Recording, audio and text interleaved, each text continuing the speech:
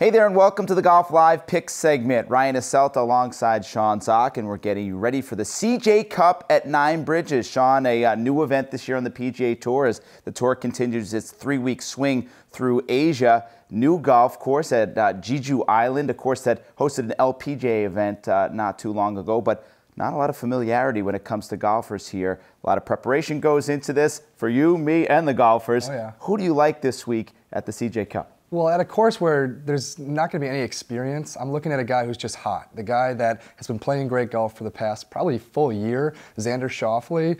He's, T20 last year in birdie average. The guy finishes in the top 5 last week after winning the Tour Championship a couple weeks before that. He's on a heater. You can't really bet against him when he's playing this good of consistent golf. Yeah, very, very consistent. I'm going to go with consistency as well. Justin Thomas. This course is very similar from what I've heard to what they play the Sony Open at. We're at Wailea, a resort course. They consider it actually the Hawaii of South Korea. JT's the defending champ at the Sony. He loves playing there. And he got it going a little bit last week after a slow start. He said he was low on gas to start the CIMB. Got it going with a 69, 67, a scratch out, a top 20.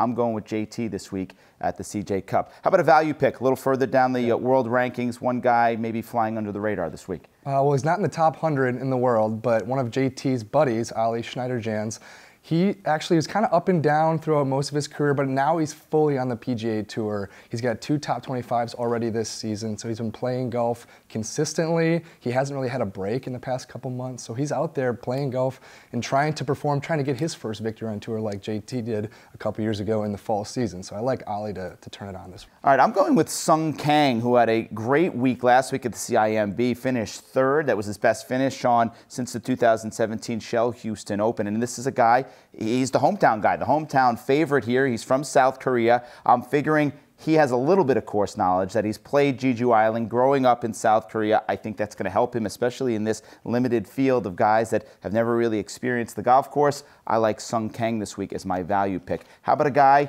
you're saying no thanks to this week?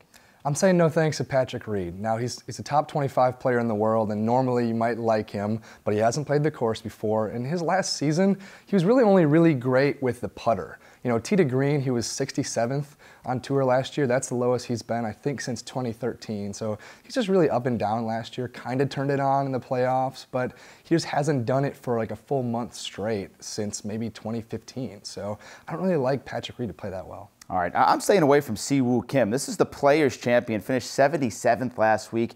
His best finish since the U.S. Open is a T40. We're going back to June of 2017 here. And look at this track record since that magical win at the Players, Sean. 12 events, 4 missed cuts, 2 withdrawals, 3 finishes outside of the top 50. That accounts for 9 of 12 events. Yes, I know he's a local. He's from South Korea also. I just think he's looking to find his game right now, and I don't think this is the week to find it.